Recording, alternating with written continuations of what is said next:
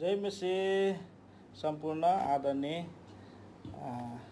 जिउँदो पानीका प्रेमीजनहरूमा प्रभु यीशु ख्रीष्टकै अमूल्य रगतमा जय मसी तपाईँहरू सबैजनालाई धन्यवाद हामीलाई पर्खिरहनु भएको लागि। अनि तपाईँको प्रार्थनाको उत्तरमा आज पनि हामी यो जिउँदो पानी अङ्क चाहिँ 7औं वर्ष 2 को अङ्क 7औं आदि हिजोसम्म 15सम्म पढिएको थियो पेजसम्म। आज 16 पेजदेखि हामी पढ्नेछौँ।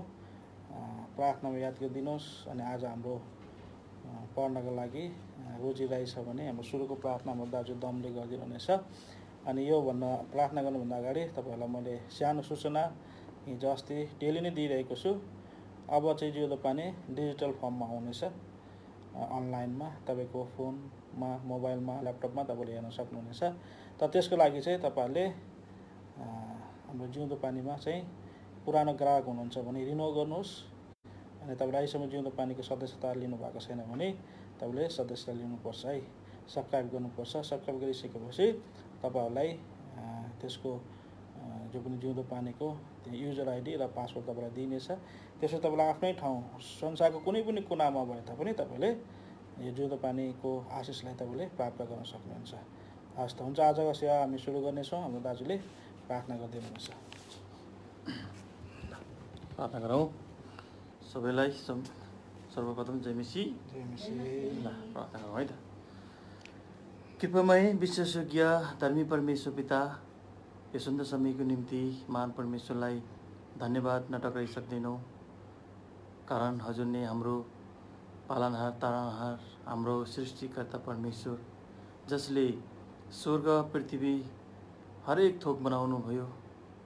अदृश्यमा रहेका हरेक थोकलाई, जो देखिने नदेखिने सबै थोकलाई सृष्टि गर्नुहुने सर्वशक्तिमान परमेश्वर, अब्राहम, इसाक, याकुबको परमेश्वर पिता हजुर हुनुहुन्छ। यसकारण हजुरको प्रभु नाउँको जय जयकार गर्दै बढी प्रशंसा गर्दै धन्यवाद दिन्छौँ। सुन्दर समय दिइकन प्रभु महान परमेश्वरले हामीलाई आफ्नो पवित्र चरणमा आएर यो मिठो सङ्गति गर्ने अवसर दिनुभएको छ। सर्वप्रथम त हामी मानिस जाति हजुरको चरणमा आएर हजुरको पवित्र नामलाई लिने योग्यको कदापि छैनौँ। यही पिता क्षमा गर्नुहोस् हाम्रो भुल अपराध अनि हामीले अन्जानमा गरेका कयौँ पापहरू पनि हुन सक्छ। सो हामी देख्दैनौँ, जान्दैनौँ, तर हजुरको दृष्टिमा कुनै थोक लुकेको छैन। हामीलाई क्षमा गर्नुहोस्, हजुरको आलो रगतको छिट्काउ दिनुहोस् र शुद्ध पवित्र भइकन जसरी हजुर पवित्र हुनुहुन्छ त्यसरी नै हामीलाई पवित्र बनाइकन हजुरको पवित्र नामलाई लिने योग्यको हामीलाई बनाउनुहोस् बिन्ती प्रार्थना गर्दछौँ। पिता धन्यवाद दिन्छौँ फेरि यसरी महान परमेश्वरले आफ्नो जीवित उपदेश दिइकन हामीलाई आफ्नो चरणमा राखेर यो जुन प्रभु यो अनलाइनको मार्फतबाट जिउँदो पानी पढ्ने र आज कति हजुरको छोराछोरीहरू संसारको कुना कुनामा रहेर पनि उनीहरूले जुन यो आशिषहरू पाउन सकेका थिएनन्, पढ्न पाइरहेका थिएनन्, आज महान परमेश्वरले यो नयाँ अवसर हामीलाई दिनुभएको छ। त्यसकारण हजुरले नै भन्नुहुन्छ, जो म नयाँ काम गर्नेछु। आज नयाँ काम गरिकन हजुरले सबै कुरामा आफ्नो महिमा लिनुहुने परमेश्वर हजुर हुनुहुन्छ।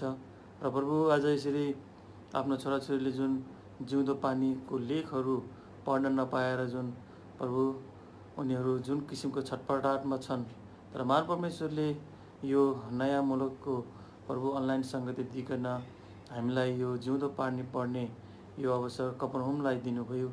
यो प्रेरणा हामीलाई हालिदिनु भएको खातिर हजुरको बढाइ गर्दै हजुरलाई धन्यवाद दिन्छौँ। यो पिता सहायता गर्नुहोस्, हजुरको जीवित उपदेश दिनुहोस्। यो 1 घन्टाको अवधिमा आफ्नो छोराछोरीलाई यो जिउँदो पानी पढ्नमा सहायता गर्दै हजुरको जति पनि छोराछोरी छन् जो पढ्न नपाएकाहरू उनलाई पनि सुन्न र प्रभु यो समयहरू मिल्नमा हजुरले सहायता गर्नुहोस्। अन्धकारको दुष्ट युक्तिजनलाई विफल तुल्याइदिनुहोस्। अनि यो अनलाइनको मार्फतमा कुनै किसिमको बाधा अडचनहरू आउन नसकेको हुन्, सहायता हजुरले नै गरिदिनुहोस् बिन्ती प्रार्थना गर्दछौँ। अनि यसरी प्रभु वर्ष अङ्क 2 को अनि भङ्गालो 7 पढ्न गइरहेको छ बहिनी रोजीले आफ्नो छोरीलाई सहायता गर्नुहोस्। जति पनि पढ्नुपर्छ सबै कुरामा हजुरले सहायता गर्नुहोस् प्रभु। अनि कुनै न्यासोपन आउने अनि यसो अल्छीपन आउनेबाट हजुरले प्रभु छुटकारा दिँदै आफ्नो छोरीलाई प्रभु नयाँ शक्ति दिनुहोस्।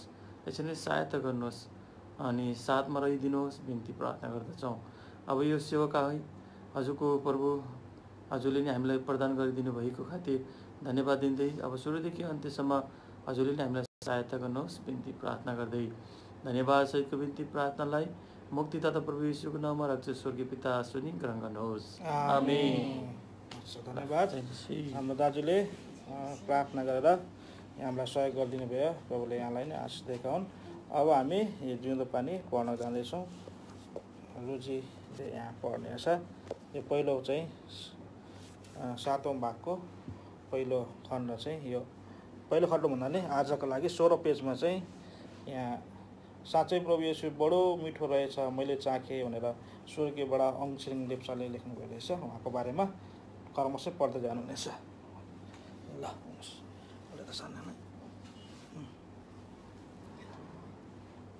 जय मसीह। मेरा सम्पूर्ण दाजुभाइ दिदी बहिनीहरूमा सबैजनालाई प्रेमी जय मसीह। अनि आज पनि तपाईहरुकै प्रार्थनाको उत्तरमा अनि प्रभुको दया अनुसार जिउँदो पानी पढ्नको लागि प्रभुले समय दिनुभयो। प्रभुलाई धन्यवाद होस्। अनि 3 दिनदेखि मैले छुट्टी मिलेको कारणले गर्दा है प्रभुको दया अनुग्रहले गर्दाखेरि है समय दिइराख्नु भएको छ प्रभुले मलाई। अब निरन्तर प्रार्थनामा याद गरिदिनुहोस् कि सबै सेवाकाईहरूमा यसरी नै प्रभुले समय दिएका हुन् भनेर मेरो लागि प्रार्थना गरिदिनुहोस्। अनि कति कमी कमजोरीहरूको लागि पनि प्रार्थना गरिदिनुहोस् कि राम्रोसँगले है प्रभुको यो जिउँदो पानीलाई चाहिँ पढ्नु सकौँ भनिकन प्रार्थनामा याद गरिदिनुहोस्। अनि उल्टा भइरहेछ त त्यस्तै हो। सरी यहाँनिर मिलाउँदाखेरि क्यामेरा मिलाउँदाखेरि अलिकति उयो भयो। एकैछिन है मिलाउनु हुँदैछ। अनि प्रार्थनामा याद गरिदिनुहोस् कुनै पनि डिस्टर्ब नभएको होस् भनेर है।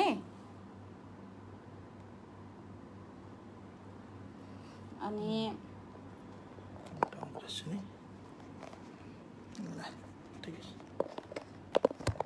पहाडीको असर उल्टी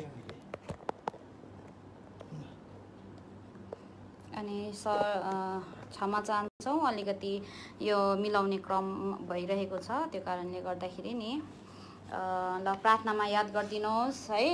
हाम्रो यो जिउँदो पानी पढ्नुको निम्ति प्रभुले सबै कुरामा सहायता गरेका हुन् भनिकन प्रार्थनामा याद गरिदिनुहोस् है। कतिवटा कमी कमजोरीहरू हुनसक्छ अनि त्यसको लागि पनि प्रार्थनामा याद गरिदिनुहोस्।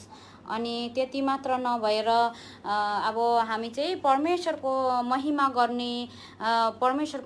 गर्नुपर्छ। अब यसरी खाली समयमा है जिउँदो पानीहरू पढिकन परमेश्वरको महिमा गर्नुपर्छ भनिकन आएको छौँ। तर दुष्टले चाहिँ यस्तो समयहरू बिताएको परमेश्वरको चरणमा आएको मन पर्दैन। त्यो कारणले गर्दा धेरैवटा कुराहरू ल्याउनु सक्छ। त्यसको लागि पनि प्रार्थनामा याद गरिदिनुहोस् है। ल है धेरै समयले क्षमा चाहँदै अब अगाडि गइरहेको छु है। हुन्छ अब प्रार्थनासहित बसिदिनुहोस् प्रार्थना गरिदिनुहोस् है। ल अब मैले पढिरहेको छु यो चाहिँ 6औं अङ्कको क्रमशः रहेछ। अनि त्यसमा चाहिँ लेख्नु भएको रहेछ स्वर्गीय ओङछिरिङ लेप्चा बडाले लेख्नु भएको रहेछ। अनि भेलामा अरे श्री डेभिड राई, श्री विमल राई, विनोद राई र सुभाष तामाङ, स्थान बेथानी घुमजोर बङ्गला दार्जिलिङ भनेर पनि अगाडि माथिबाट दिइरहेको रहेछ। अनि साँच्चै प्रभु यीशु बडो मिठो रहेछ मैले चाखेँ भन्ने लेख्नु भएको रहेछ शीर्षक चाहिँ। अनि प्रश्न अरे है अनि 1964 मा पल्टनबाट अवकाश लिनुभयो। त्यहाँबाट फर्कनु अघि साथीहरूलाई विशेष गरी दार्जिलिङ अथवा एल्सादाईमा नै यहाँहरूले सम्पर्क राख्ने अनुरोध अथवा रिक्वेस्ट जस्तो गरेको पाउँछौँ। यहाँ उल्लेखित तपाईले कस्तो प्रकारले तिनीहरूलाई सम्झाइराख्नुभयो भनेर यो चाहिँ प्रश्न गर्नुभएको रहेछ। अनि उत्तरमा चाहिँ भन्नुभएको रहेछ मैले भनेको थिइनँ ती भाइहरूलाई म एल्सादाई मण्डलीको हो भनेर थाहा थियो। प्रभुलाई पाएपछि सङ्गतिको तृष्णा लाग्छ। यसर्थ ती भाइहरूले स्वयं एल्सादाई अनि समाजसँग सम्पर्क कन्ट्याक्ट राखी चिठी पत्र व्यवहार करेस्पोन्डेन्स गर्नुभयो। त्यसो हुँदा खुलस्त हुन्छ प्रभुको काम दिक्तेल, दोर्पा अनि अन्य क्षेत्रसम्म फैलिँदै गयो। यो काम खास इङ्ल्यान्डबाट नै सुरु भएको हो। गोर्खा ब्रिगेडमा क्रिस्चियनलाई छिछि दूर दूर गर्थ्यो। कसैले पनि म क्रिस्चियन हुँ भनेर भन्न पाइँदैन थियो। प्रश्न गरेको रहेछ। अनि मामा एउटा सानो कुरा सोधौँ। त्यस बेला विशेष स्क्रिप्चर रिडर को नाम तपाईँले बताइरहनु भएको थियो। ऊ चाहिँ एउटा कुनै विशेष झुन्डमा जानु हुँदैन, साधारण विश्वासी भएर बस्नुपर्छ भन्ने जस्तो उहाँको सिद्धान्त थियो भन्ने कुरा जस्तो लेखिएको छ। उत्तर अरे त्यो असल हो र ब्रदर कर्क चाहिँ श्वेत व्हाइट हो। यिनी इडनबर्गबाट आएका थिए। यिनको 2 जना छोराछोरी हावर्ड उनकी स्वास्नी पनि थिए। ब्रदर कर्क बडा सिधा सोझो थिए। म पनि एक समय डाइनबर्ग गएको थिएँ। ब्रदर कर्क हाम्रो बटालियनमा डिटवर्क जो इङ्ल्यान्डबाट करिब 60-70 माइल टाढोमा पर्छ। ब्रदर कर्कले मण्डली चर्च चलाउनुहुन्थ्यो। म त्यहाँ जाँदा उनले मलाई डिकन पनि चुन्नुभयो। ब्रदर कर्कले मलाई चाँदीको क्रुस दिनुभएको थियो। तिनी आत्मिक क्षेत्रमा परिपक्व देखिँदैनथे तापनि तिनी पढेका लेखेका मानिस थिए। प्रभुसँग डराउँथे। जब आइतबार सन्डे आउँथ्यो रोटी र दाखरस बाँड्दा अलग अलग ससाना कपमा अनि रोटी पनि अलग अलग टुक्रा पार्थ्यो। वचन दिइसकेपछि घोषणा एनाउन्स गर्थ्यो, खानेहरू बस्नुहोस्, अरू चाहिँ जाँदा हुन्छ। आज भन्दा आधा जति नै उठेर जान्थे। रहलहरूले मेसमा भात त लिन्थे, तर सकिएपछि चिया पिउन जाँदा सिगरेट खैनी खाँदै गरेको हुन्थ्यो। मैले इसारामा सिगरेट खैनी पो खाँदैछ त भन्थे। ब्रदर कर्क बुढो मान्छे, के गर्नु ब्रदर, यस्तै छ उनी भन्थे। त्यस्ता प्रकारको जीवन थियो। हामी चाहिँ त्यहाँ गएर पनि सत्यतामा हिँडेर स्थिर रहेर सेवा सङ्गति गरेको हो। त्यसरी भाइहरूलाई सत्यताको शिक्षा दिएर तिनीहरू सत्यतामा खडा भएको हो। प्रश्न, युकेमा बसेको समयमा प्रभुमा यो जीवनबाट उत्साहित इन्करेज पार्ने प्रकारको छुट्टै अनुभव छ कि? उत्तर है, युके एउटा विलासी लग्जरियस स्थान हो। युवा विश्वासीहरू त बाँच्न नै साह्रो छ। लग्जरियस भन्नुको तात्पर्य एडभान्स कन्ट्री जहाँ खानु लाउनु र मजा गर्नु मात्र छ। त्यस्तो जग्गामा जिउनु बडो कठिन पर्थ्यो। त्यस सम्बन्धमा एक गजबको घटना घटेको छ। एक दिन यस्तो भयो कि एउटा भाइको आफ्नो मान्छे नेपालबाट पाउन आएछ। उनीहरूले बेलुकीको समय तिनलाई फकाउँदै सिनेमा हलभित्र पसाएछ, जसलाई मैले प्रभुको वचन सुनाउँदा ग्रहण गरेको थियो, जसको नाम चाहिँ भुलेछु। भित्र हलमा पस्दा मुटु नै ढुक ढुक भएछ। बत्ती जब मार्छ अँध्यारो हुन्छ। त्यस समय बिस्तारै फुत्त निस्किएर म कहाँ आएछ र भन्यो, दाजु आज त गजब भयो नि। के भयो मैले सोधेँ। मलाई त आज सिनेमा हलभित्र लग्यो नि। म त आँखा चिम्म बन्द गरेर बसेँ। बत्ती निप्ने साथ निस्किएर आएको। मैले भने, स्याबास, यस्तो हुनुपर्छ। विश्वासीहरूले त्यस्तो चिज हेर्नु हुँदैन, प्रभुलाई हेर्नुपर्छ। राम्रो गर्यौ। प्रभुको अनुग्रह भएर हामी सधैँ नै प्रभुमा लिप्त भएर बस्नुपर्छ। प्रश्न अरे, ब्रदर कर्क बाहेक अरू विश्वासी को थियो? उत्तर, सन्स भनेको ब्रदर कर्कहरूकै ठुलो संस्था हो। दार्जिलिङमा अन्धा स्कुललाई सेल्भेसन आर्मी भनिन्छ। त्यस्तै संस्थामा टेस्टिमोनी दिन्थ्यो। सबै भाइ बहिनीहरूले गएर 5 मिनट बोल्न पाउँछ। सालमा ठुलो सभा हुन्छ, त्यहाँ 5 मिनट बोल्न पाउँछ। सालमा ठुलो सभा हुन्छ, त्यहाँ गएर मैले पनि गवाई टेस्टिमोनी दिन पाएँ। अरू त अब इङ्ल्यान्डको बारेमा के भन्नु, खाउँ लाउँ मजा गरौँ भन्ने मात्र हुन्छ। हामी चाहिँ बटालियनमा बसेको, बाहिर जान त्यति नपाउने, भित्रै टिटवर्कमा बस्थ्यौँ। प्रश्न, अब हामी फेरि एक क्षणलाई दार्जिलिङतिरै फर्कौँ हामीलाई लाग्छ। मामाले अवश्य भाइजी जोर्डन खानजीसँग पनि केही सङ्गति गर्नुभयो? त्यस सङ्गतिमा तपाईँलाई कस्तो अनुभव भयो?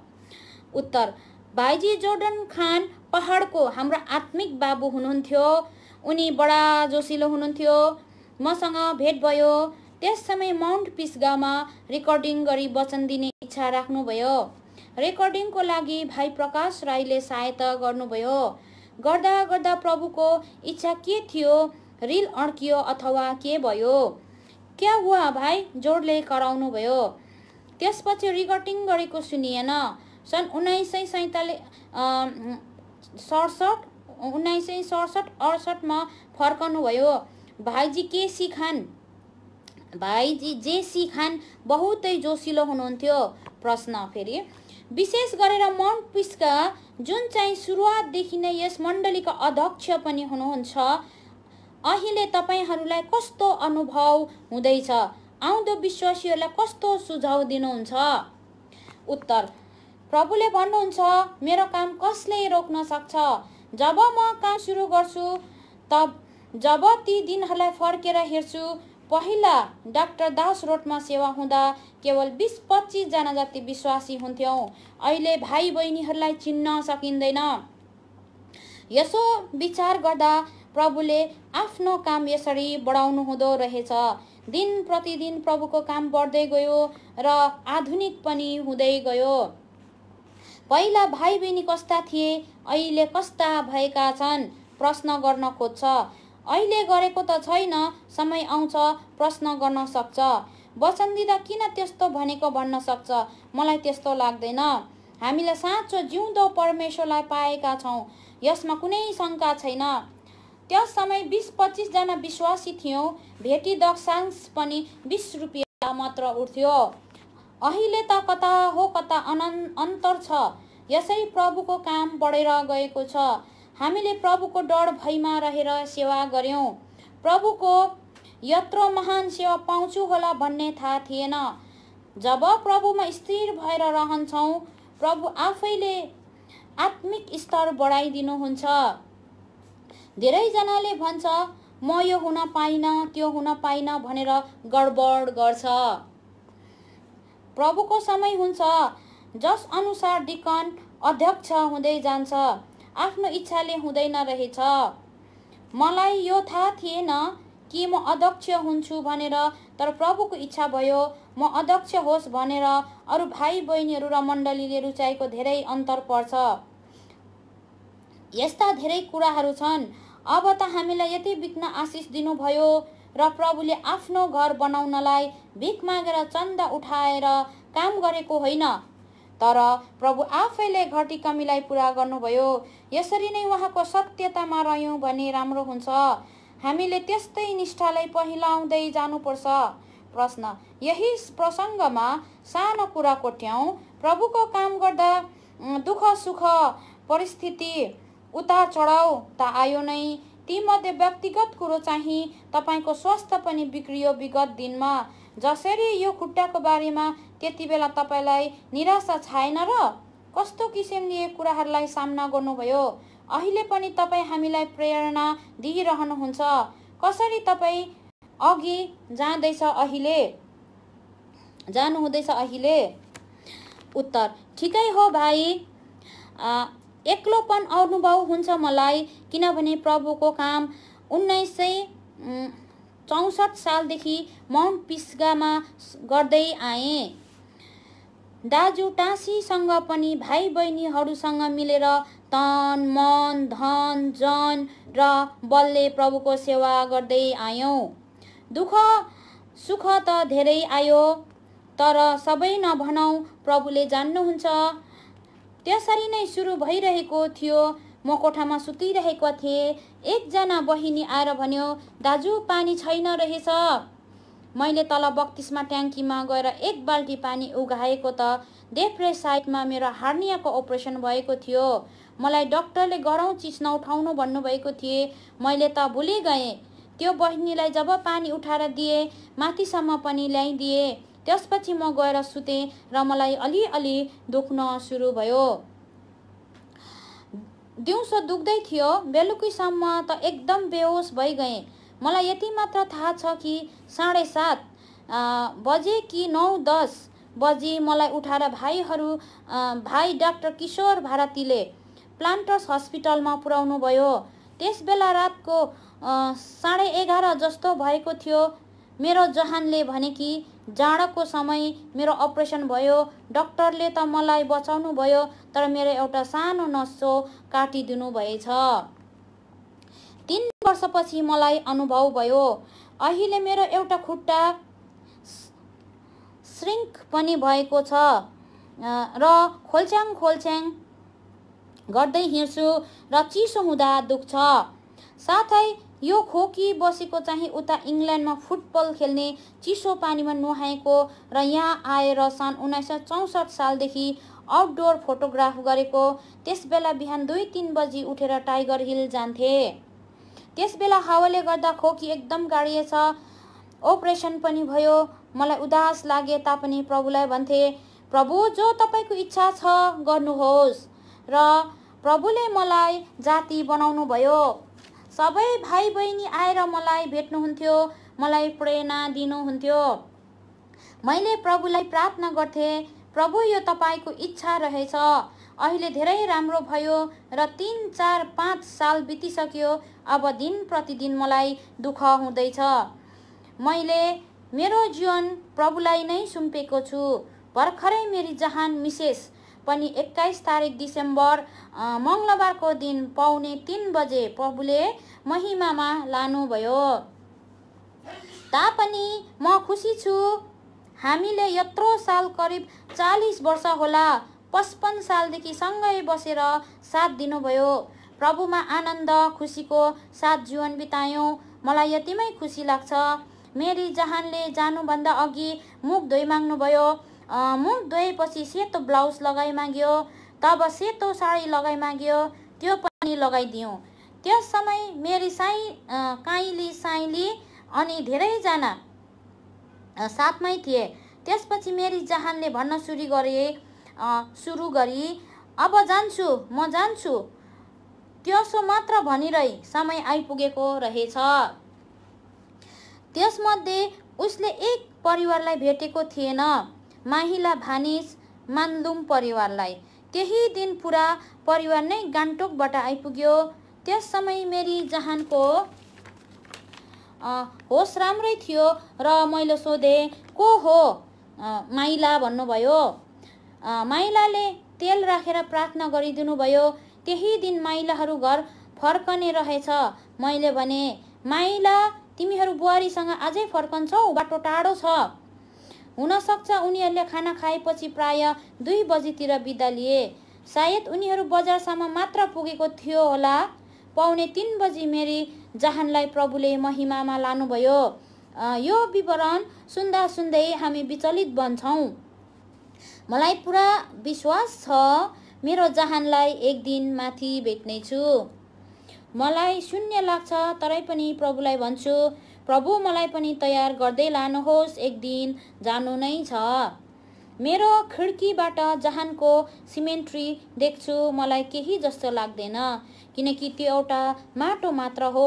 खास चिज चाहिँ प्रभुकोमा गइसकेको छ। त्यहाँ हेरेर मन बाँच्छु। म भित्र शान्ति नै छ। आफूलाई एक्लो त लाग्छ। तपाईँहरू आउनुहुन्छ, भेट्नुहुन्छ, मण्डलीबाट प्रार्थना गरिदिनुहुन्छ। यसकारण भाइ जीवन यस्तै छ। एक्लो भए तापनि सर्वशक्तिमान परमेश्वर मसँग हुनुहुन्छ। मलाई केही परवाह छैन। है, अनि प्रेरणा परीक्षाहरूमा स्थिर बस। अनि सन् 1972 को यो चाहिँ अर्कै पाठ रहेछ प्रेरणा पाठबाट। सन् 1972 को 16 तारिक जुलाई 20 वर्षीय इभान माइसेप भान्या रुस देशका केर्च सहरमा प्रभु येशूका निम्ति शहीद भए। भान्यालाई धेरैपल्ट 0 डिग्रीभन्दा कम तापक्रममा रातभरि उभाइए। पिटाइ र कुटाइको साँधी थिएन। यस्तो अवस्थामा पनि उसले ख्रिस्टमा राखेको विश्वास लाल सेनाको कठोर यातनामा पनि बाँचिरहन सक्यो। भन्याले आफ्नो मृत्यु हुन अघि केयर्समा विश्वासीहरूका निम्ति छोडिरहेका रिपोर्ट पुस्तिकाबाट उद्धृत अरे है। प्रतिदिन कठिन परीक्षाहरूमा कविता रहेछ यो। प्रतिदिन कठिन परीक्षाहरूमा तिमी एक्लै खडा हुँदा हतोत्साहित नबन। कष्ट भोग्ने बोलावटलाई पालन गर यो जीवनमा। आफ्नो दूरगामी लक्ष्यलाई नभुल। अघि बढ डरलाग्दो आदिमा पछि नहट। तिमी एक्लै खडा हुँदा हतोत्साहित नबन। आफ्नो हृदयलाई दाजुभाइप्रति जलाइराख। अघि बढ आँधीमा पछि नहट। शत्रुहरूले तिमीलाई गिल्ला निन्दा दोष लगाउँदा। अघि बढ अन्धकारपूर्ण आँधीमा पछि नहट। दृढ विश्वास लिएर हिँड्दा तिमी निराश नबन। हेलित भए तापनि धार्मिकताको बिउ रोप्न नछोड। लक्ष्यतर्फ एक्लै अघि बढ। मानिसको आत्माको कटनी गर्न नछोड। यी मोइसेप भान्याले लेखेको कविता, यो चाहिँ कविता रहेछ। अनि अब आयो पाठक प्रतिक्रिया। अनि 81 यो चाहिँ सुश्री सानी दोर्कास पुन, कलसी प्रार्थना भवन, बगनी 3, लुम्बिनी अञ्चल पु, नेपाल लेखेको रहेछ। यो चाहिँ पाठक प्रतिक्रिया रहेछ। 81 जिउँदो पानीको तेस्रो अङ्क पढ्न पाउँदा यो अयोग्यले साँचो परमेश्वरलाई चिन्न सके।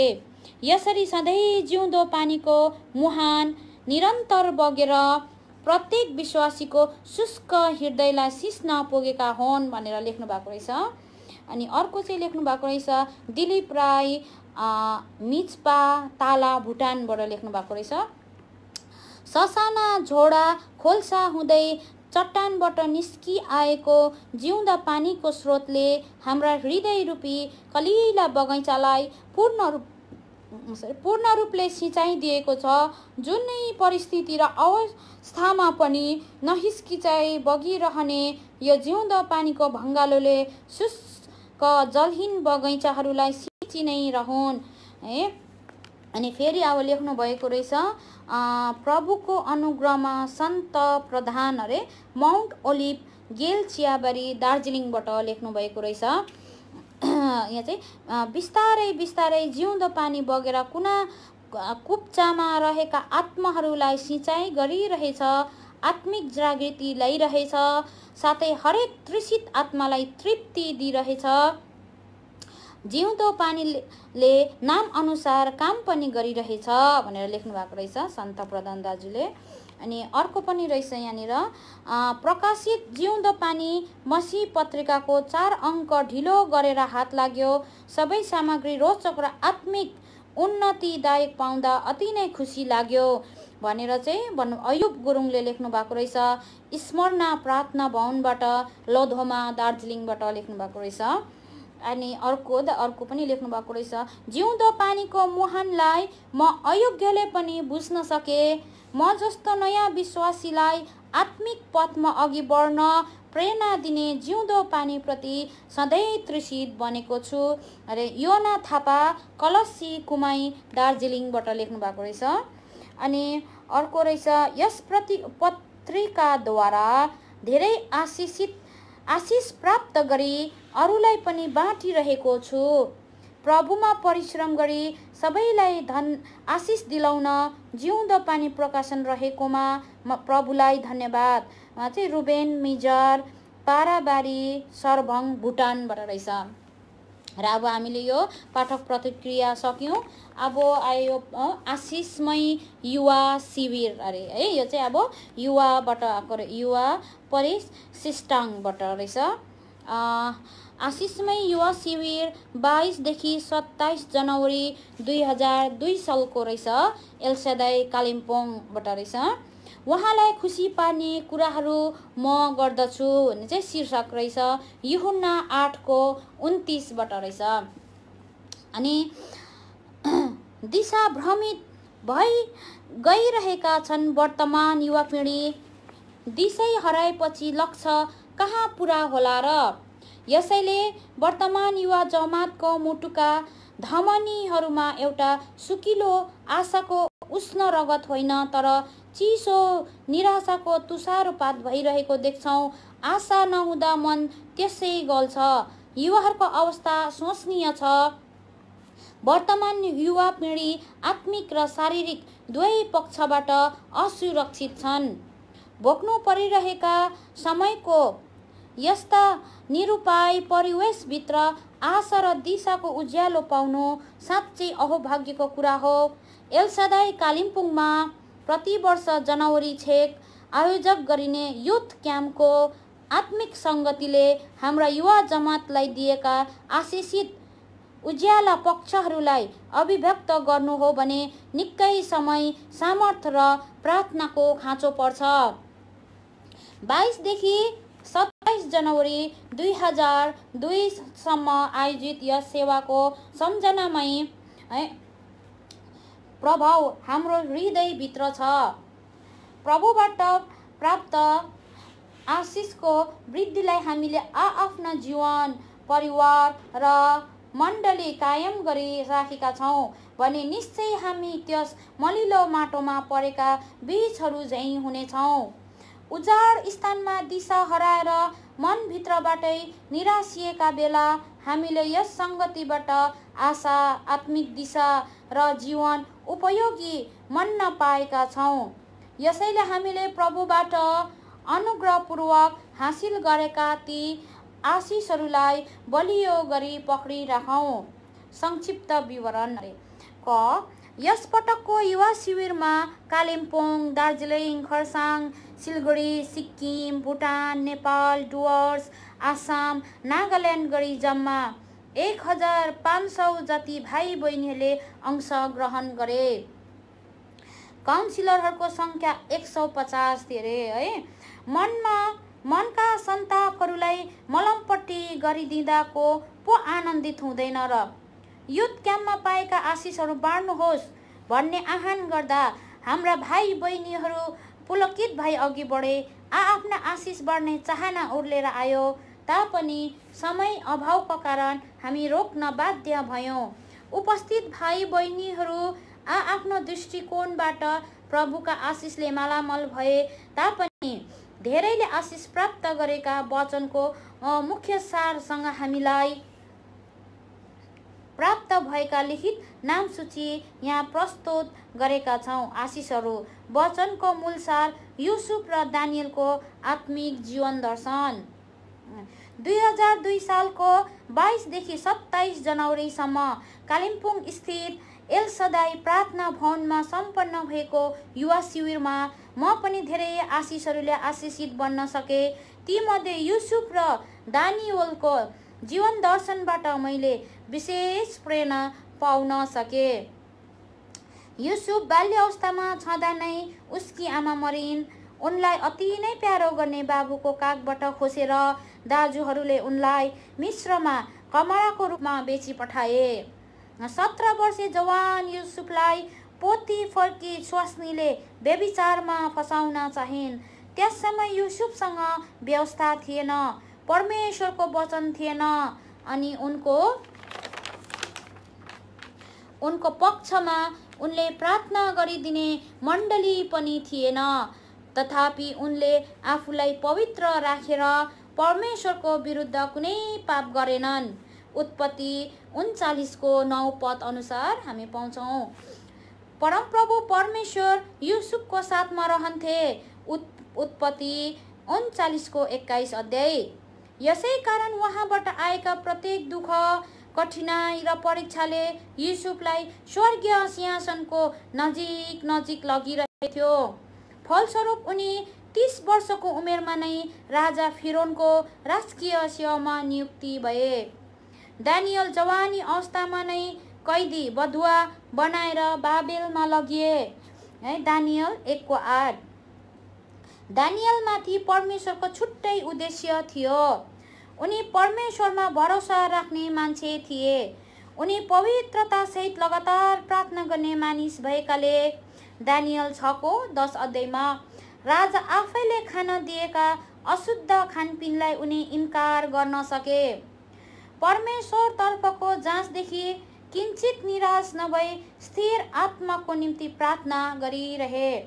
प्रार्थनाको प्रत्युत्तरमा बाबेल देशको पहिलो प्रधानमन्त्री बन्ने सौभाग्य दानिएलले पाउन सके। यी दुवै प्रभुका महान दासहरू पवित्र र धर्मी थिए, यसकारण उनीहरू जवानीको अभिलाषाबाट अलग रहे।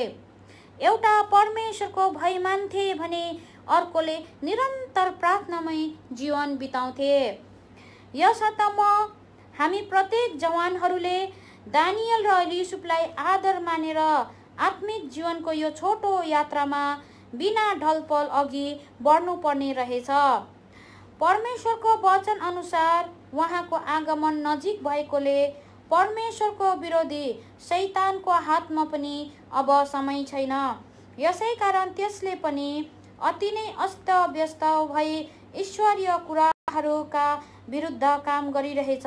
शैतानले सबैभन्दा बढ्ता जवानहरूमाथि हमला गर्ने हुनाले यसको हमलाबाट बाँच्न हामीले प्रार्थना र सङ्गतिमा लागिरहनु पर्ने रहेछ। प्रभुको क्रुस र जुवालाई सदैव उठाउनु पर्ने रहेछ, कारण क्रुसले हामीलाई अभिलाषाबाट रित्तो चाहिँ बनाउँछ भने जुवाले नियन्त्रणमा राख्छ। प्रभुको वचनमा र मण्डलीमा मात्र हामी सुरक्षित रहन्छौँ। सिम्सोनको नतिजा जीवनको पतन न्यायकर्ता 16को 30 अध्यायमा हामी पाउँछौँ। 2002 सालको युवा शिविर मेरा निम्ति पनि कैयौँ प्रकारले आशिषित बन्नु पुग्यो। विशेष नाजिरी भन्ने शब्दद्वारा प्रभुले मेरो हृदय स्पर्श गर्नुभयो। सिम्सोन स्वयं नाजिरी भएकाले 3 कुराहरूबाट अलग रहनु पर्थ्यो। 1 दागमध्य वा कडा मध्यबाट अलग रहनु पर्थ्यो। 2 शिरको केसमा छुरा लगाउन हुने थिएन। अनि 3 नम्बर मुर्दाको छेउमा जान हुने थिएन। गन्ती 6को 3, 5 र 6। परमेश्वरले मलाई पनि उहाँको विशेष कामको निम्ति अलग गर्नु भएको हो, अनि म पनि यी कुराहरूमा होशियार रहनु पर्ने रहेछ। 1 दागमध्यबाट अलग। कनानमा मुख्य पेय वस्तु दागमध्य थियो, तर सिम्सोन यसबाट अलग रहनु पर्थ्यो। अर्थात् अरू मानिसहरूले खान पाउने जेसुकै कुरा म खान सक्दिनँ। जुन कुरा अरू मानिसहरूका निम्ति ठिक, असल वा साधारण देखिन्छ, त्यो मेरो निम्ति ठिक नहुन पनि सक्ने रहेछ। 2 नम्बर लामो कपाल। सबै हिब्रूहरूले कपाल छोटो गरी काट्नु पर्थ्यो, तर सिम्सोनले आफ्नो कपालमा कहिल्यै छुरा लगाउन पाउने थिएन। उसको रूप बाहिरबाट हेर्दा अरूभन्दा भिन्नै देखिनु पर्थ्यो। त्यसरी नै मलाई पनि बाहिरबाट देख्दा अरू संसारका मानिसहरूभन्दा अलग्गै देखिनु पर्ने रहेछ। यस सम्बन्धमा राखी पत्र नाइट क्लबमा नाच्ने ठिटीको उदाहरणले ज्यादै प्रभावित एवं आशिषित बने। 3 नम्बर मुर्दाबाट अलग। परमेश्वरको छोराछोरीहरूको सङ्गति परमेश्वरकै छोराछोरीहरूसँग हुनुपर्छ। परमेश्वरको प्रजा एक्लै र भिन्नै रहने जाति हो। गन्ती 23को 9। यस प्रकारले एउटा नाजिरीले मानिसहरूसँग हेलमेल गर्ने सम्बन्धमा पनि होशियार रहनुपर्ने रहेछ। सिम्सोनले साना साना 2 आँखाहरूलाई नियन्त्रणमा राख्न नसकेर पति पत्नीसँगको हेलमेलको कारणले उसका 2 आँखाहरू निकालियो र उसले दुःखदायी मृत्यु मर्न पर्यो। यसकारण मैले पनि यो नाजिरीपनको वास्ता नगरेर होशियारीपूर्वक अलग जीवन व्यतीत गरिन भने मेरो अन्त भयानक हुने रहेछ। यसरी युवा शिवरको नाजिरी शब्द मेरो लागि बहुत आशिषित बन्न गयो। विश्वासका अर्थहरू पनि एकान्तमा प्रभुलाई प्राप्त गर्ने समय। विशेष 2टा कुराले मेरो हृदयलाई स्पर्श गर्यो। तीमध्ये पहिलो, मानिसहरूले प्रार्थना गर्दा यसो भन्ने गर्छन्, प्रभु मलाई तपाईको नजिक लानुहोस् र अलिकति दुःखलाई हटाइदिनुहोस्। युवा शिविरमा जानुभन्दा अघि ममा पनि यस्तै प्रकारका स्वभाव थियो, तर आज मलाई थाहा भयो कि प्रभुले मेरो निम्ति दुःख भोग्नुभयो भने मैले पनि दुःखलाई अँगाल्नु पर्ने रहेछ। तब मात्र मेरो पाप आफै हट्ने रहेछ। पहिलो पत्रुस 4:1-2 अनि पहिलो पत्रुस 2:21। यसर्थ मैले पनि निर्णय लिएकी छु, जति नै दुःख आइपरे तापनि बिना गनगन आनन्द सहित दुःखलाई अँगाल्नेछु, जो मेरो प्रभुले पनि मेरा निम्ति गर्नुभयो। युसुफले पनि मिश्र देशको अधिकार पाउन अघि धेरै दुःखलाई भोग्नु पर्यो। युसुफलाई प्रतिदिनको दुःखले फिरौनको सिंहासनको नजिकमा पुर्याएको रहेछ। यसकारण हामीले त झन् स्वर्ग सिंहासनमा पुग्नका निम्ति दुःख भोग्नु नै पर्ने रहेछ। अब दोस्रो, 4 प्रकारका विश्वासीहरू हुँदा रहेछन्। आफैलाई खुसी बनाउने, प्रभुलाई खुसी बनाउने अनि मानिस र प्रभु दुवैलाई खुसी बनाउने। युवा शिविर जानु अघि म पनि प्रभु र मानिसलाई खुसी बनाउन चाहन्थे, तर अब उसो चाहिँ म आफ्नो सेवा गराइद्वारा प्रभुलाई मात्र खुसी बनाउन चाहन्छु। कारण प्रभुले न त मानिसलाई न आफैलाई खुसी तुल्याए, तर उहाँ परमेश्वर पितालाई मात्र खुसी तुल्याउनु भयो। मत्ती 3:17 अध्यायमा 3 अध्यायको 17 पदमा अनि मत्ती 12 अध्यायको 18 पदमा अनि गलाती 1:10 पदमा प्रभु मसित बोल्नुभयो, यदि मैले मानिसलाई मात्र खुसी तुल्याइरहे भने म प्रभुको दास दासी नहुने रहेछु। त्यो गधा बेच्न जाने मान्छेले न त आफूलाई खुसी तुल्यायो न त अरूलाई पनि। त्यस धनी मान्छेले पनि आफैलाई मात्र खुसी बनाउन खोज्यो, तर अन्त्यमा उसको प्राणलाई नै प्रभुले फिर्ता लिनुभयो। यी उदाहरणद्वारा प्रभु मसँग बोल्नुभयो। अब मैले पनि प्रभुलाई मात्र खुसी तुल्याउने निर्णय लिएकी छु।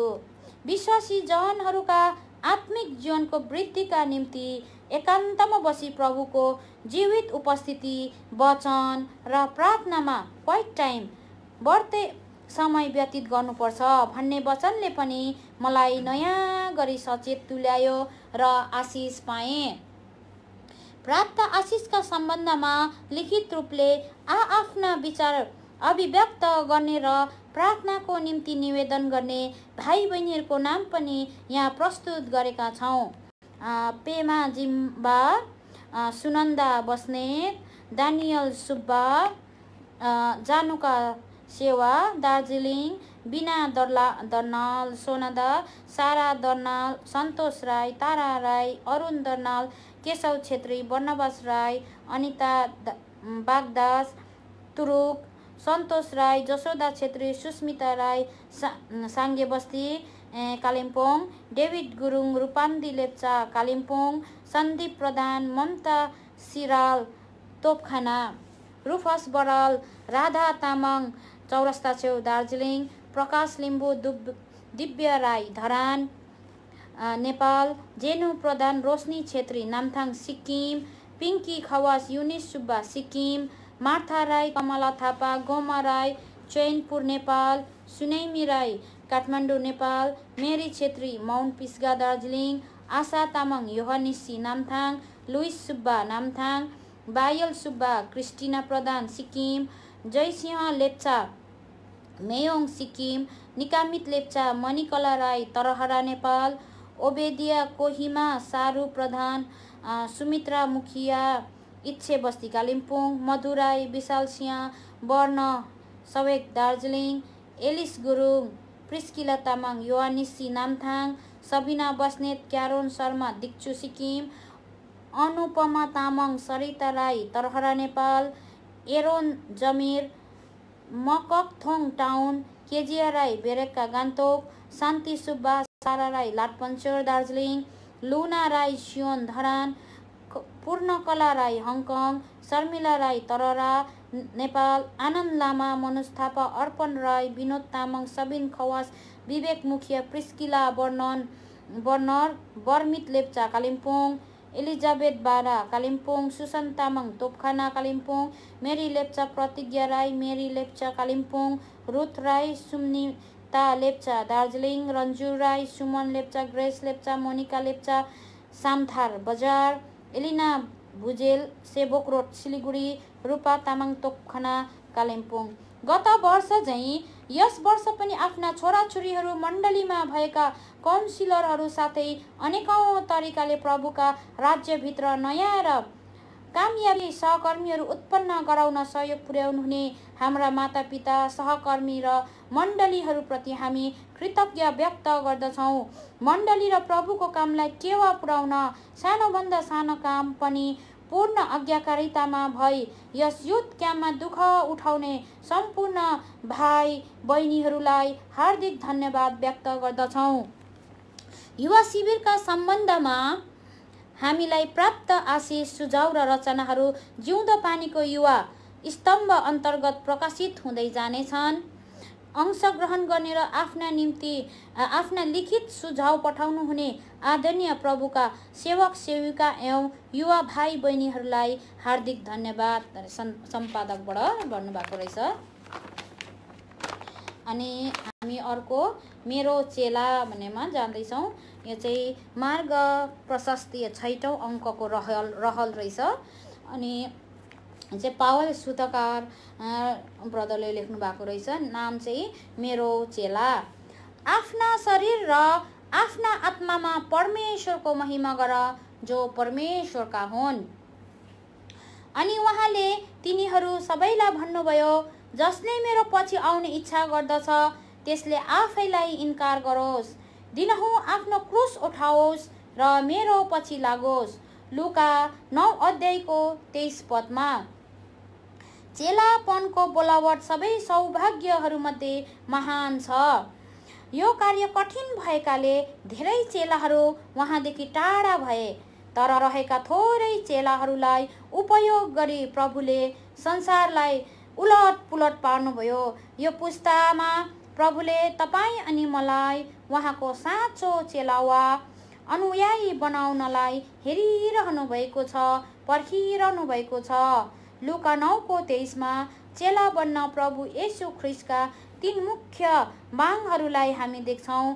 1. येशूका चेलाले आफैलाई इन्कार गर्नुपर्छ। 2 नम्बरमा तिनले दिन प्रतिदिन स्वेच्छापूर्वक आफ्नो क्रुस उठाउनु पर्छ।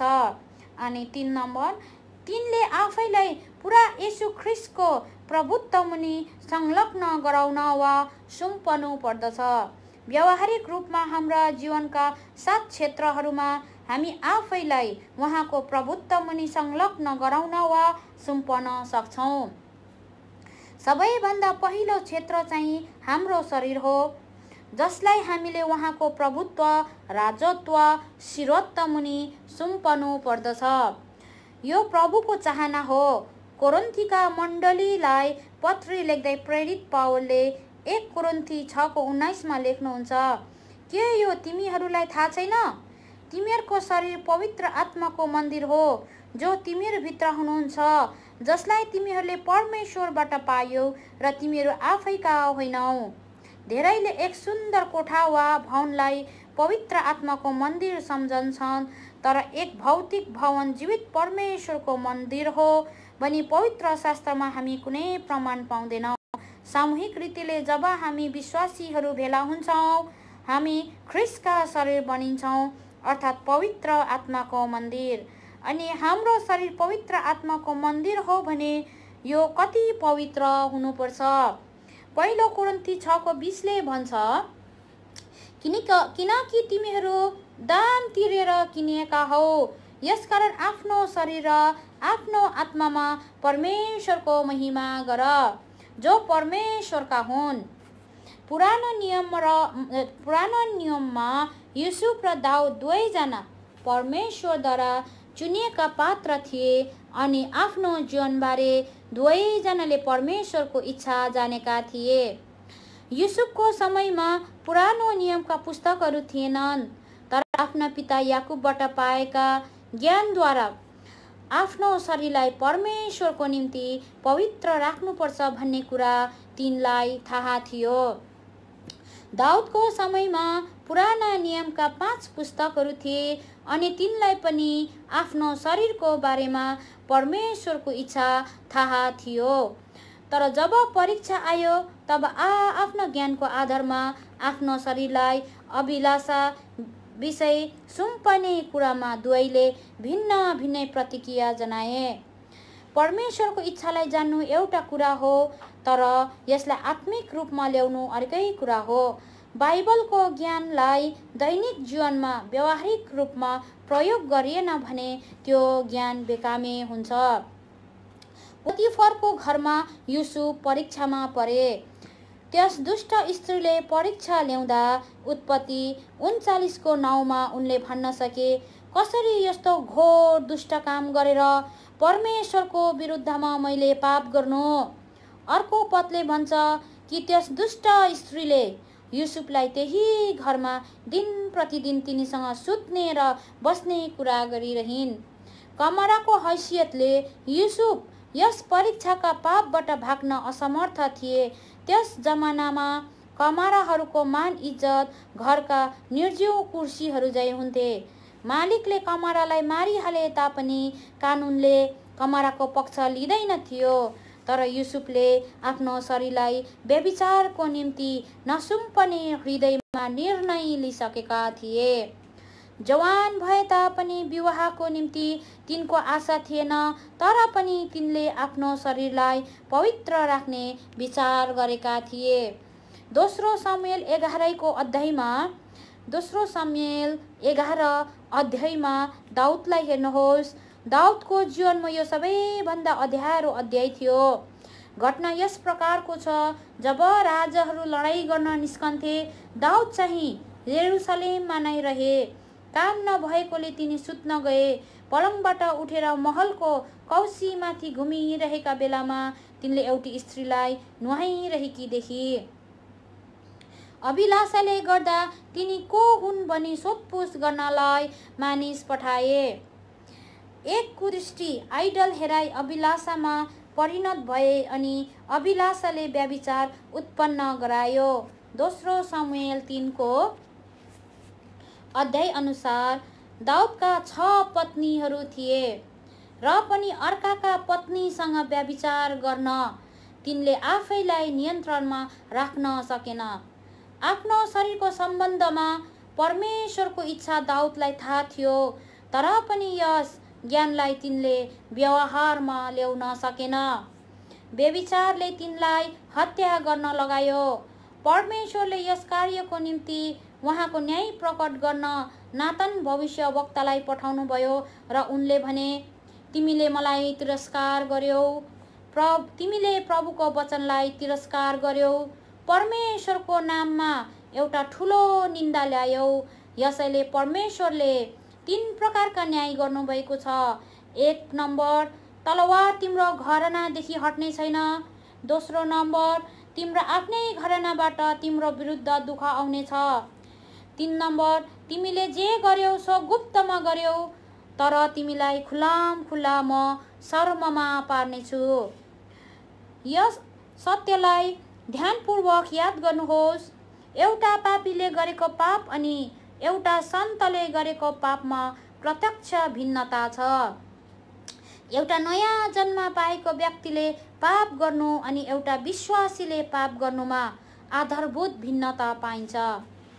एउटा पापीले कर लागेर पाप गर्छ, कारण शैतानको राज्य तिनीमाथि छ, तर एक विश्वासीले ख्रिस्टलाई आफूभित्र राखे तापनि चुनेर पाप गर्छ। यसै कारण जब एक पापीले पाप गर्छ, परमेश्वरले तिनलाई पूर्णतया क्षमा गर्नु सक्नुहुन्छ अनि त्यसको कुनै परिणाम छोड्नु हुँदैन। तर जब विश्वासीले पाप गर्छ, परमेश्वरले तिनलाई क्षमा गर्नु भए तापनि पापको दाम चाहिँ तिनलाई तिर्न लगाउनुहुन्छ। यो एउटा अति नै गम्भीर सत्य हो। यही कारण आज एक विश्वासीले अविश्वासीले भन्दा बेसी दुःख भोग्नुपर्छ। शैतानको अधीनतामा भएकोले अविश्वासीले पाप गर्नै पर्छ। तिनको निम्ति अरू उपाय नै छैन। यसैले परमेश्वर पनि तिनीप्रति अनुग्रही बन्नुहुन्छ। तर जब तपाईँ अनि म विश्वासी भएर पनि महिमाको आशा ख्रीष्टलाई हृदयमा राखेर पनि पवित्र आत्माको अगाडि पाप गर्छौँ भने यो सर्वशक्तिमान परमेश्वरको अगाडि अति नै डरलाग्दो अपराध बन्छ। जब दाउदले अर्काकी पत्नीसँग व्यभिचार गरेका थिए, तिनको छोरो अम्नोनले पनि आफ्नै बहिनीसित व्यभिचार गरे। तिनको अर्को छोरो अब्सालोमले विद्रोह गरी तिनलाई सिंहासनबाट निकालिदिए। दाउद साउल अनि अरू शत्रुबाट भन्दा पनि बढी दुःखका सामना आफ्नै परिवारबाट सहन पर्यो। माता पिता हो, पापसँग नखेल्नुहोस्, पाप गम्भीर कुरा हो। यदि परमप्रभुको विरुद्ध पाप गर्नुभयो भने आफ्नै परिवारबाट तपाईँले दुःख पाउनुहुनेछ। बाइबलले भन्छ, एक धार्मिक मानिस इमान्दारीपूर्वक हिँडे भने तिनका छोराछोरीले आशिष पाउनेछ। तर माता पिता भएर हामीले पापको विरुद्ध पाप गर्यौँ भने हाम्रो सन्तानले त्यसको साटोमा तितो दाम तिर्नुपर्छ, जसले हाम्रो हृदयमा चोट पुर्याउँछ। हाम्रो शरीर जीवनको त्यो क्षेत्र हो जो परमेश्वरको अधीनतामा सुम्पिएको हुनुपर्दछ। विवाह गर्ने उमेरमा पुग्नु भएको छ भने परमेश्वरले चुन्नु भएको साथी नपाउन्जेल आफ्नो शरीरलाई चोखो राख्नुहोस्। परमेश्वरले तपाईँको शरीरलाई पवित्र आत्माको मन्दिर हुनलाई चुन्नु भएको छ। यसलाई पवित्र राख्नुहोस्। दोस्रो क्षेत्र हाम्रो विचार गर्ने जीवन वा मन हो, जसलाई हामीले ख्रीष्टको प्रभुत्वमाथि सुम्पिनु पर्दछ। बाइबलले भन्छ, यसकारण भाइहरू हो, परमेश्वरका कृपाहरूद्वारा म तिमीहरूलाई बिन्ती गर्दछु, आफ्ना शरीरहरूलाई तिमीहरूले पवित्र, परमेश्वरलाई मनपर्ने जिउँदो बलिदानको रूपमा चढाइदेऊ। यही तिमीहरूको उचित सेवा हो। अनि यस संसारसित एकनासे नहौ, तर परमेश्वरको असल, ग्रहणयोग्य र सिद्ध इच्छा के रहेछ सो जाँचेर थाहा पाउनलाई आफ्नो मनको नयाँ हवाईद्वारा तिमीहरू बदली हुँदै जाऊ। रोमी 12:12 पढ्नुहोस्। पहिलो पदले सुम्पिएको शरीर बारे चर्चा गर्दछ भने दोस्रो पदले पुन नयाँ गरिएको मन। उद्धारको दिनमा प्रभुले हामीलाई विभिन्न वरदानहरू दिनुहुन्छ। सर्वोत्तम वरदान चाहिँ पवित्र आत्माको वरदान हो। दोस्रो तिमोथी 1:7 अनुसार परमेश्वरले हामीलाई डरको आत्मा होइन, तर सामर्थ्यको अनि प्रेमको र आत्मसंयमको आत्मा दिनुभएको छ। अनि यो चाहिँ एकदमै यो पद चाहिँ मलाई मन पर्यो। दोस्रो तिमोथी 1:7 अनुसार परमेश्वरले हामीलाई डरको होइन तर सामर्थ्यको अनि प्रेमको र आत्मसंयमको आत्मा दिनुभएको छ। एक असल मन, एक सन्तुलित मन परमेश्वरले विश्वासीहरूलाई दिनुभएको छ, जो वरदानहरूमध्ये एक हो। कुनै व्यक्तिले आफ्नो कार्यमा पाप गर्न अघि नै आफ्ना विचारमा पहिले नै पाप गरिसकेको हुन्छ। एउटा विश्वासी अचानक पापमा फसेमा भन्नु एक भुल धारणा मात्र हो। कुनै पनि मानिस अचानक पापमा फस्दैन। पाप कार्यमा परिणत हुन पहिले यसले मनमा ओथ्रा दिने अथवा ओथार्ने इन्क्युबेट काम गर्छ। कार्यमा पतन हुन अघि मनमा, सोचाइमा हामी पतित भइसकेका हुन्छौँ।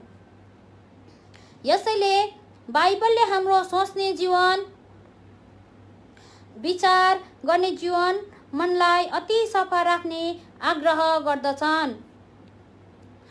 तिमीहरू मनमा पुन नयाँ हौ। फिलिपी 4:8 मा पावलले हाम्रो सोच्ने जीवनबारे जाँच गरी 8वटा सूची राखिदिएको छ। जुन जुन कुरा सत्य छन्, आदरयोग्य छन्, न्यायसङ्गत छन्, चोखा छन्, मनोहर छन्, तारिफ गर्न लायकका छन्। यदि कुनै सद्गुण छ भने, यदि कुनै प्रशंसा छ भने यी कुराहरूमा ध्यान दियो। तपाईले कुनै विचारलाई मनमा त्यसै प्रवेश गर्ने वा बास दिने अनुमति दिनुहुन्न। हाम्रा घर अगाडि बाटोमा बढालिएका कुकुरहरू, भाग्नेहरू, अपरिचित व्यक्तिहरू हिँडिरहेका हुन्छन्, तर तपाईले आफ्नो घरको ढोका बन्द राख्न सक्नुहुन्छ। तपाईले त्यसै कसैलाई प्रवेश गर्न दिनुहुन्न। जब ढोकामा जडित घन्टी बज्छ, तपाईले ढोका खोल्न अघि प्रवेश गर्न चाहने त्यस व्यक्ति योग्य छ वा छैन हेर्नुहुन्छ अनि मात्र प्रवेश गर्ने अनुमति दिनुहुन्छ। कुनै विचारले मनमा जडा गाड्न अघि पावलले यी 8वटा जाँचका सूचीमा ध्यान दिने आग्रह गर्नुहुन्छ। दाउदले खुल्ला जग्गामा गोलियतलाई मार्न अघि गुप्त स्थानमा पहिले सिंह र भालुलाई मार्नु पर्यो। यदि तपाईले आफ्नो विचारका गुप्त स्थानमा सिंह र भालु मार्नु भएको छैन भने खुल्ला स्थानमा गोलियतलाई मार्न सक्नुहुन्छ। तपाईको जीवनमा कस्तो विचार उब्जिरहेको छ कसैलाई थाहा छैन। तपाईको तन यही हुन सक्छ, तर मन अन्यत्र कतै हुन सक्छ। हामीले हाम्रा विचारलाई पवित्र राख्नुपर्छ। यसकारण बाइबलले भन्छ, धन्य हो त्यो मानिस जो दिनरात उहाँकै वचनमा ध्यान दिन्छ। यदि तपाईले प्रभुको वचनले आफ्नो मनलाई भर्नु भएको छ भने नराम्रो विचारले तपाईको मनभित्र प्रवेश गर्न पाउँदैन। D.L. मुडीले आफ्नो बाइबलको मूल पृष्ठमा लेख्नु भएको थियो, यो किताबले तपाईलाई पापदेखि अलग राख्छ वा पापले तपाईलाई यो किताबदेखि अलग राख्छ। परमेश्वरको वचन अनि पापपूर्ण विचार सँगसँगै रहन सक्दैन। परमेश्वरको वचन अनि पापपूर्ण विचार सँगसँगै रहन सक्दैन। एउटाले अर्कोलाई एलिमिनेट गर्छ। यसैले तपाईले आफ्नो मनलाई परमेश्वरको वचनले भरिदिनु भयो भने पापले स्थान पाउँदैन। तर यदि तपाईले आफ्नो मनलाई रित्तो राख्नुभयो भने यो शत्रुको निम्ति तिनको विचार रोप्नलाई एक मलिलो जीवन सरह बन्छ। शैतानले यहूदा इस्करियोतीलाई कसरी जिते? यूहन्ना 13:2 अनुसार। अनि बेलुकीको भोजन हुँदै गर्दा शैतानले सिमोनको छोरो यहूदा इस्करियोतीको हृदयमा उहाँलाई पक्राइदिने विचार हालिसकेको थियो। पक्राउने विचार मनमा हुँदै तापनि यहूदा इस्करियोतीले हात बढाई प्रभु आफैले बाँडिरहनु भएको रोटीबाट भाग लिँदछ। प्रभु भोजमा यसभन्दा विपरीत कुरा के हुन सक्छ र? मनमा विश्वासघात अनि हातमा चाहिँ रोटी। शैतान यति साह्रो धूर्त छ, तिनले सर्वोत्तम स्थानमा सबैभन्दा दुष्ट कुरा राख्न सक्छ। मण्डली लगायत संसारमा कुनै पनि सुरक्षित स्थान छैन। हामी बढ्दै होसियार रहेनौँ भने शैतानले आफ्नो विचार हाल्न मात्र होइन, हामीलाई नाश पनि पारिदिन्छ। परमेश्वरलाई सुम्पने तेस्रो क्षेत्र हाम्रो भावना वा आवेग हो। मानव जातिको सुन्दरता मानव जातिमा भएको भावना वा चेतनाको कारण हो। माइक ध्वनि यन्त्र अति नै शक्तिशाली भए तापनि यसमा चेतना शक्ति छैन। मानव जाति भएको खण्डमा हामीमा प्रेमको भावना छ, मायाको भावना छ। प्रेम एक भावना हो, घृणा पनि भावना।